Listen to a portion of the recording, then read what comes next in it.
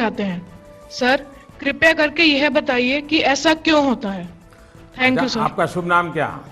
सुहान सहगल, अच्छा सहगल जी, आप पढ़ते कहाँ हैं? Elcon international school. अच्छा, ये सवाल पहले किसी को पूछा है? नहीं सर। नहीं पूछा। मम्मी पापा को पूछा? नहीं सर। टीचर को पूछा? नहीं सर। लो, बड़े कमाल के हो यार। मैं ही मिला क्या तुम्हें? लेकिन आपका सवाल मैं समझता हूं ज्यादातर विद्यार्थियों के मन में ही रहता है। जब मैं भी तुम्हारी तरह पढ़ता था ना, तो ये बात तो मन में रहती थी कि यार पता नहीं क्यों याद नहीं आ रहा है। देखिए, परीक्षा हॉल में जाते समय आपको अपने मन को बिल्कुल शांत करके जाना चाहिए। मैं अभी टीवी स्क्रीन पर आपको देख रहा हूं, इतना शांत आपका चेहरा है, इतने विश्वास के साथ आप बैठे हैं, मुस्कुराते भी हैं। ये जो अवस्था है ना, एग्जामिनेशन में जाए ना तब भी ऐसा ही रहिए, आपको कभी नहीं भूलेंगे। आपका मन अशांत रहेगा, चिंता में रहेगा, आप घबराए हुए रहेंगे, तो इस बात की संभावना बहुत ज़्यादा होगी कि जैसे ही आप क्वेश्चन पेपर देखेंगे, कुछ देर के लिए सब कुछ भूल जाएंगे। इसका सबसे अच्छा उपाय यही है कि आपको अपनी सारी टेंशन परीक्षा हॉल के बाहर छोड़कर जाना चाहिए। और आपको ये भी सोचना चाहिए कि जितनी तैयारी आपको करनी थी, आपने कर ली है। अब आपका फोकस प्रश्नों के अच्छे से उत्तर देने में होना चाहिए। आप इस बात से भी नहीं घबराइए कि कुछ नया आ गया तो क्या होगा, कुछ ऐसा आ गया जो आपने पढ़ा ही नहीं है तो क्या होगा। और मैं सभी को कहूँगा, परीक्षा के तनाव को कम करने के लिए बिना टेंशन लिए परीक्षा देने के लिए बहुत सारी एक्टिविटीज, बहुत सारे उपाय आपको एग्जाम वॉरियर बुक में दिए गए हैं। और अभी भी एग्जाम वॉरियर बुक को एक मैंने नया एडिशन, मुझे कोरोना में थोड़ा समय मिल गया तो मैंने इसको थोड़ा इम्प्रूवमेंट भी किया है, कुछ एडिशन भी किया है। इस बार इसमें बच्चों के लिए ही मंत्र नहीं है, बल्कि मैंने पेरेंट्स के लिए भी काफ़ी कुछ लिखा है। कई सारी एक्टिविटीज नमो ऐप पर भी दी हुई है। आप इसमें पार्टिसिपेंट करके अपने मित्रों के साथ शेयर भी कर सकते हैं। और मुझे विश्वास है, थोड़ा सा प्रयास कीजिए, मन में से निकल जाएगा और आपको पक्का फायदा होगा। और आपके साथियों, और मैं ही आपसे चाहूँगा कि आपको जब भी फायदा हो तो मुझे लिख करके दीजिए। एग्जाम वॉरियर पढ़ करके मुझे चिट्ठी लिखिए। लिखोगे ना? जी सर। वाह, शाबाश। Thank you sir.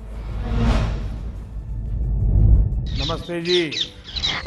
मेरा नाम भारवी पोपट है।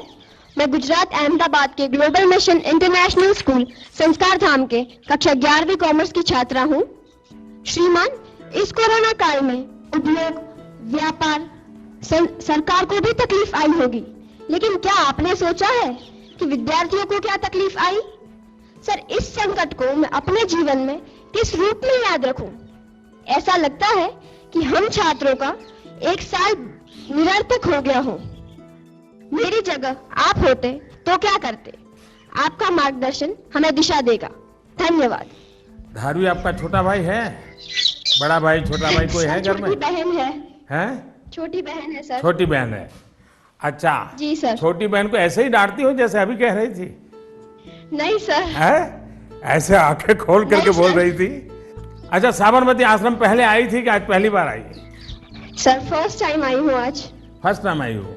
कितने साल से अहमदाबाद में रह रही हो? 6 years सर। अच्छा, तो 6 साल से हाँ, रह सर। रही हो और आपको कभी मन नहीं कर गया कि भारत की आजादी का इतना महत्वपूर्ण स्थान, वहां कभी जाना चाहिए? आज तो सुबह से आ गए होंगे आप लोग। जी सर, बिल्कुल। तो आपने देखा क्या? आज सब चीजें देखी क्या? हाँ सर, देखी। मन को शांति का अनुभव हुआ? हाँ सर, बहुत शांति का अनुभव हुआ। देखिए, जा करके अपने संस्कार धाम के दोस्तों को भी कहो कि साबरमती आश्रम जाना चाहिए और अपने परिवार और जी। मित्रों के भी कहो कि साबरमती आश्रम जाना जी, सर। चाहिए और वहाँ की शांति का अनुभव करना चाहिए। कुछ पल बिल्कुल, मौन, सर। कुछ पल मौन वहाँ बैठना चाहिए। करोगे? हाँ सर।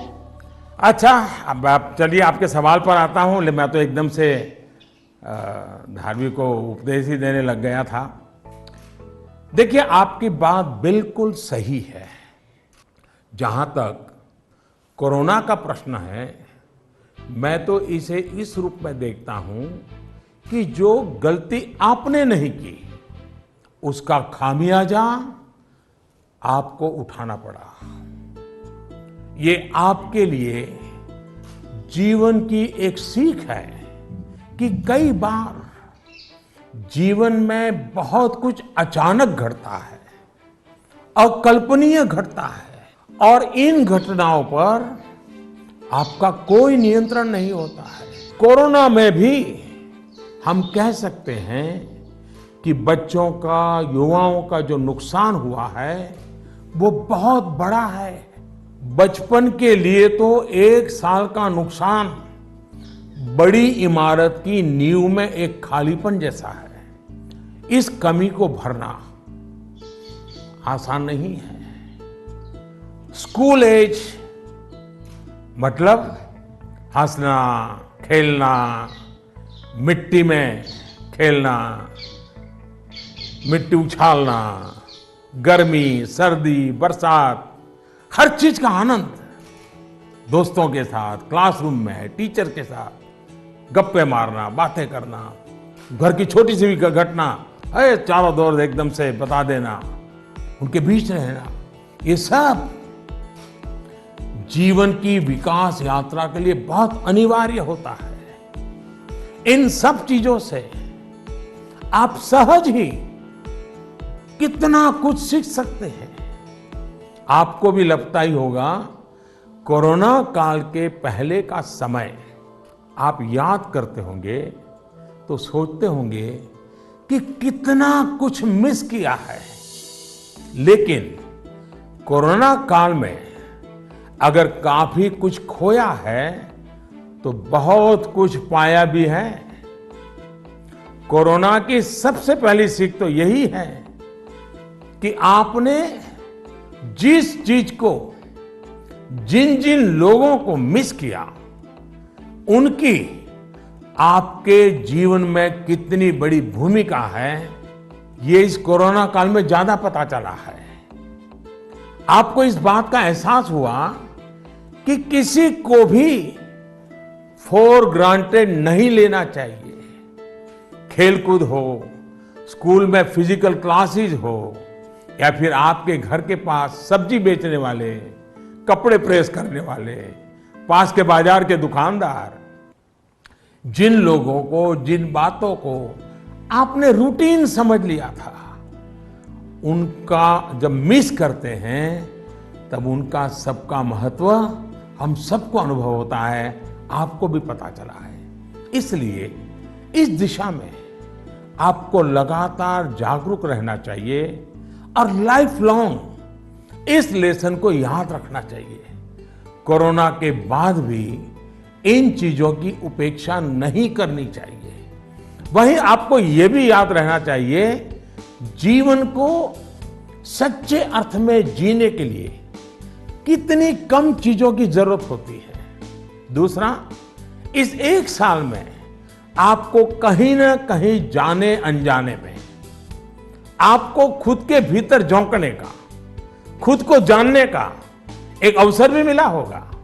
कोरोना काल में एक और बात ये भी हुई है कि हमने अपने परिवार में एक दूसरे को ज्यादा नजदीकी से समझा है।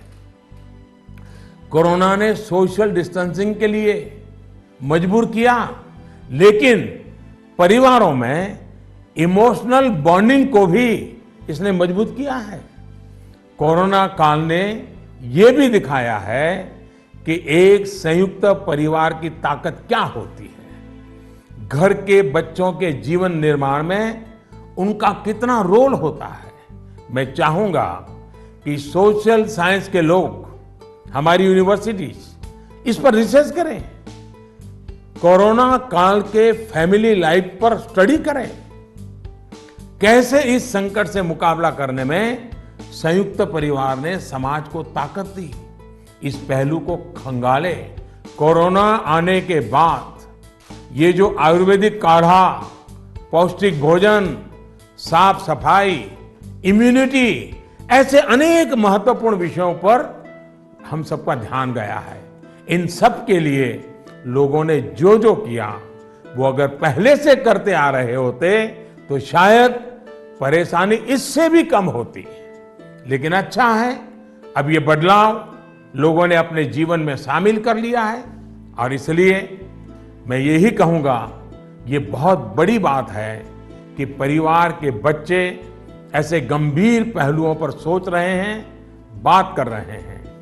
धन्यवाद बेटा, धन्यवाद। নমস্কাৰ। প্ৰতি মাননীয় প্ৰধানমন্ত্ৰী মহোদয়, সকলো অসমবাসী ৰাইজৰ ফালৰ পৰা মই অভিনন্দন জ্ঞাপন কৰিলোঁ। माननीय प्रधानमंत्री महोदय, मैं कृष्टि सैकिया केंद्र विद्यालय IIT गुवाहाटी की 10वीं कक्षा की छात्रा हूँ और समस्त असम वासियों की ओर से आपको प्रणाम। सर, नई पीढ़ी के एक बच्चे के तौर पर हम अपने पेरेंट्स और अपने बीच की जनरेशन गैप को हमेशा कम करना चाहते हैं। तो प्राइम मिनिस्टर सर, हम ये किस प्रकार कर सकते हैं? कृपया अपने मार्गदर्शन दीजिए। क्या नाम बताया बेटा?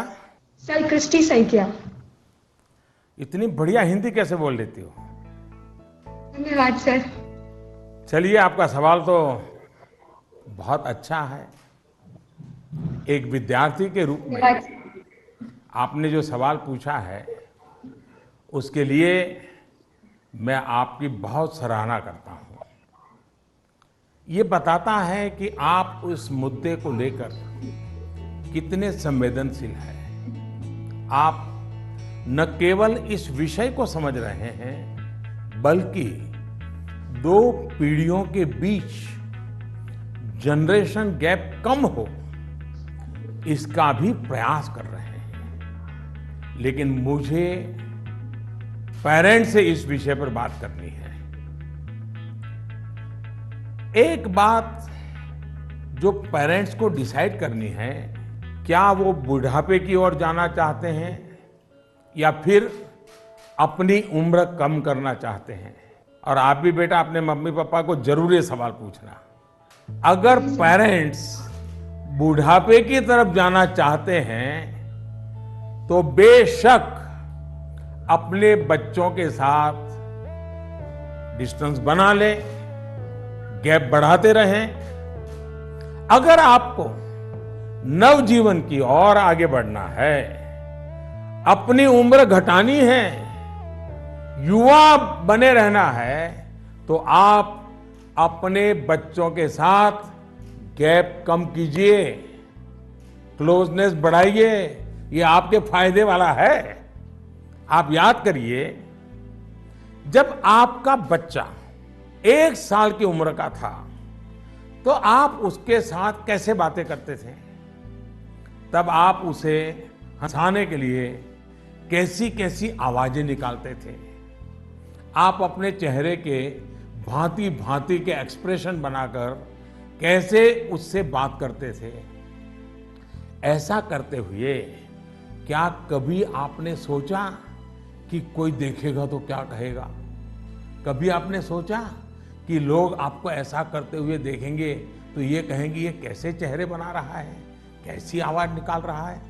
क्या कभी उस समय आपने ये सोचा कि आपके बच्चे के मन में क्या चल रहा होगा? आपको उस समय आनंद आया, इसलिए आपने ये किया। आपने किसी की परवाह नहीं की। यानी आप सब कुछ छोड़कर खुद एक बच्चे बन गए। बच्चे से खेलने के लिए आप खुद खिलौना बन गए और बच्चे के खिलौनों से भी उतना ही चाव से खेले। आप याद करिए, कभी आप घोड़ा बने होंगे, कभी बच्चे को पीठ पर बिठाकर चले होंगे, कभी कंधे पर बिठाकर घर भर घूमे होंगे, कभी 4 पैर करके चले होंगे, बच्चा रोया होगा तो उसे चुप कराने के लिए आप भी झूठ मूठ कर रोए होंगे। तब आपको कोई फर्क नहीं पड़ता था कि देखने वाला क्या कहेगा, घर के बाकी लोग क्या कहेंगे, समाज क्या कहेगा, दोस्त क्या कहे, कुछ नहीं सोचा। क्या कभी सोचा था? आप उसका आनंद लेते हैं और ऐसा बच्चे के 5-6 साल की उम्र तक चलता रहता है। जैसे ही बच्चा थोड़ा बड़ा होता है तो एक लेवल पर मेंटेलिटी ऐसी हो जाती है कि माँ बाप बच्चे को डोमिनेट करना चाहते हैं, बच्चे को हर चीज सिखाना चाहते हैं। अचानक जो दोस्त थे वो दोस्त न रहकर बच्चे के इंस्ट्रक्टर बन जाते हैं और कभी कभी इंस्पेक्टर भी बन जाते हैं। साथियों, बच्चा जब बाहर की दुनिया में पैर रखता है तो बहुत सी बातें ऑब्जर्व करता है। घर में जो देखा था उससे कुछ ज्यादा, कुछ अलग, कुछ नया वो देखने लगता है। उस समय आपकी ये जागरूक जिम्मेदारी है कि उस नए वातावरण में आपका बच्चा और अधिक फले फूले। और इसका उत्तम तरीका है कि आप उसके मन से जुड़े, उसके मन से ही करें और उसकी हर बात को इमोशनली अटैच होकर के सुने। ऐसे नहीं फोन कर रहे हैं और वो बोल रहा है, ऐसा नहीं होना चाहिए। बिल्कुल उसके साथ जुड़िए। आपको जो पसंद नहीं, अगर वो काम आपका बच्चा करके आया है तो उसको डांटिए मत, टोकिए मत, बस सुनते रहिए। सुनते समय उसको लगना चाहिए कि आप उसको कितना प्यार करते हैं। हाँ, लेकिन जो चीज अच्छी नहीं है उसको मन में रजिस्टर करके रखिए। और ये ग्रोइंग एज के बच्चों के लिए करना बहुत जरूरी होता है। आप जितना हो सके उसकी बात सुनिए, उसकी बात समझिए। आप इंस्ट्रक्टर बनकर उसे सुबह से शाम तक क्या करना है ये मत समझाइए। बार बार ये मत पूछिए कि मैंने ये कहा था, क्या क्या किया। बस अपनी आंखें खुली रखिए, कान खुले रखिए, उस पर ध्यान रखिए। उसमें सुधार से जुड़ी जो बातें आपने रजिस्टर की हैं, जो आपको ठीक नहीं लगा, उसे ठीक करने के लिए बहुत विचार करके एक एनवायरनमेंट क्रिएट करिए ताकि उसे खुद ही लगे कि वो कहाँ गलत कर रहा है। जब माँ बाप बच्चों के साथ हम उम्र बनकर ही जुड़ते हैं तो कोई इश्यू नहीं होता है। जैसे बच्चा कोई नया गाना सुन रहा है, कोई नया म्यूजिक सुनकर आनंद ले रहा है, तो आप भी उसके साथ उस आनंद में शामिल होने की कोशिश करिए। आप उसको मत कहो कि 30 साल पहले हमारे जमाने में तो वो गाना था, हम वो बजाएंगे। नहीं, ऐसा मत करो। वो जो गाना उसको पसंद है आप उससे जुड़िए, आनंद लीजिए ना। ये समझने की कोशिश तो करिए कि आखिर ऐसा क्या है उस गाने में कि आपका बच्चा उसे पसंद कर रहा है।